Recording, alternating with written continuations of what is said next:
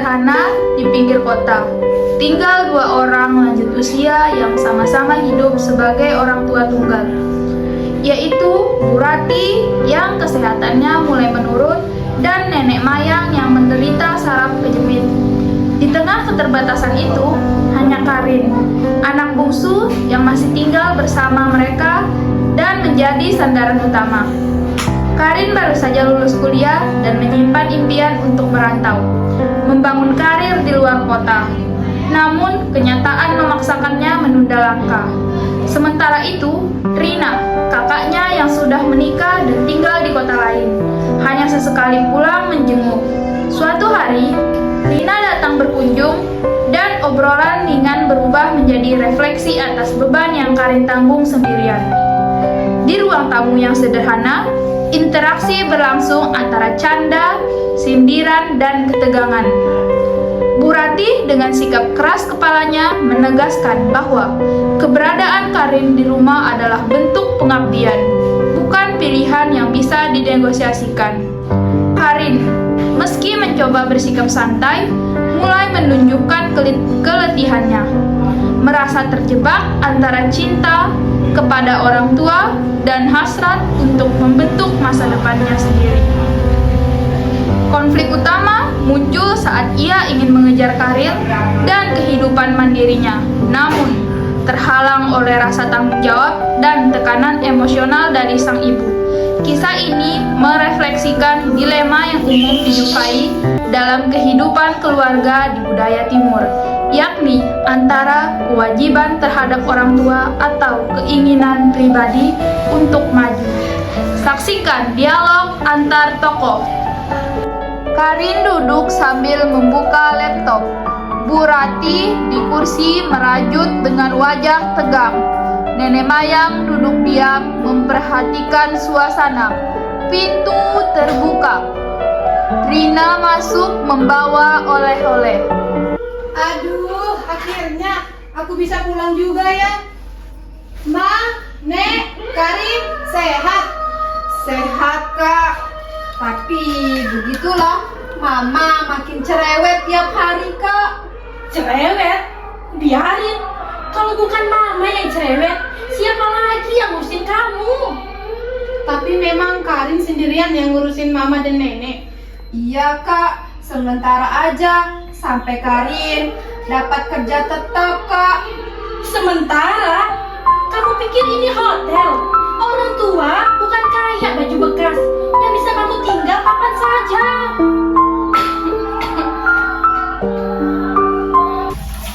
Karin sedang mencuci piring.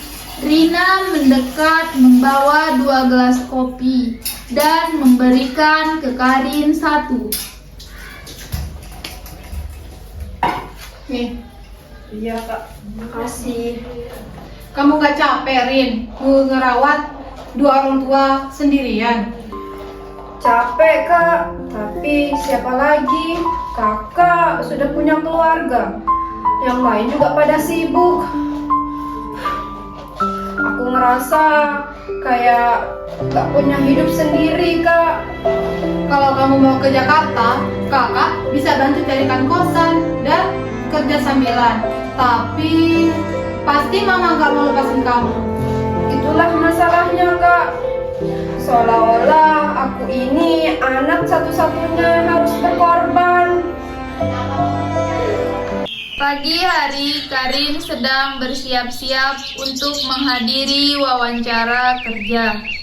Bu Rati muncul dari arah dapur, melihatnya dengan wajah curiga.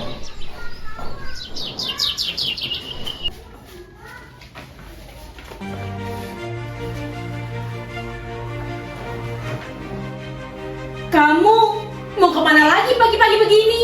Wawancara, Ma. Aku udah daftar kerja di Bandung. Bandung? Jadi kamu mau tinggalin Mama sama Nenek begitu aja? Bukan begitu, Ma. Aku juga punya cita-cita. Masa aku hidup di rumah ini terus, jagain orang sakit, nyuapin obat, ngepel, masak. Aku bukan tahanan, Ma. Kamu ini anak bungsu. Sejak kamu kecil, Mama yang jaga kamu. Sekarang kamu begitu? Aku sayang mama, aku juga manusia, Ma. Aku juga pengen hidup punya arah. Kenapa aku terus? Rati, jangan kau ikat anakmu. Dia harus jalan juga. Sudah, jangan bertengkar. Dengar dulu, Bu. Semua duduk di ruang tamu. Suasana lebih tenang. Bu Rati mengusap air mata. Karin memegang tangannya. Rina duduk di samping nenek Mayang. Suasana hening. Hanya suara angin dari jendela yang terbuka perlahan. Maaf, Nak. Mama itu cuma takut kalau kamu pergi, siapa yang jaga kami? Aku nggak akan tinggalin mama. Aku cuma ingin hidupku punya arah, Ma. Aku nggak mau cuma hanya jadi bayangan. Aku mau jadi seseorang. Cuma bukan anak yang diam di dalam rumah, Ma. Aku tetap akan jadi anak mama. Aku akan tetap pulang ke rumah ini. Kita cari sama-sama solusinya. Jangan saling menyalahkan, Ma.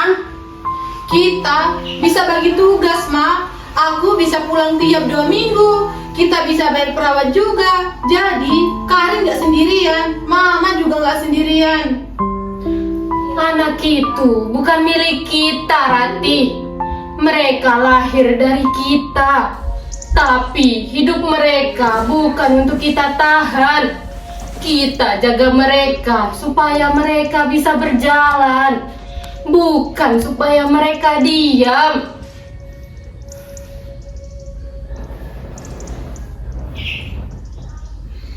Kalau memang kamu yakin, Mama restui. Tapi satu hal yang kamu harus ingat, Nak. Jangan lupa pulang. Terima kasih banyak, Ma. Aku nggak akan lupa jalan pulang. Karena rumah ini bukan cuma bangunan. Akan tetapi ada kalian. Ada saatnya kita harus berjalan, bukan karena ingin pergi, tapi karena kita harus tumbuh. Tapi sejauh apapun kaki melangkah, rumah adalah suara-suara yang menunggu. Rumah adalah tangan yang tak pernah melepas doa. Dan aku akan pulang, selalu pulang.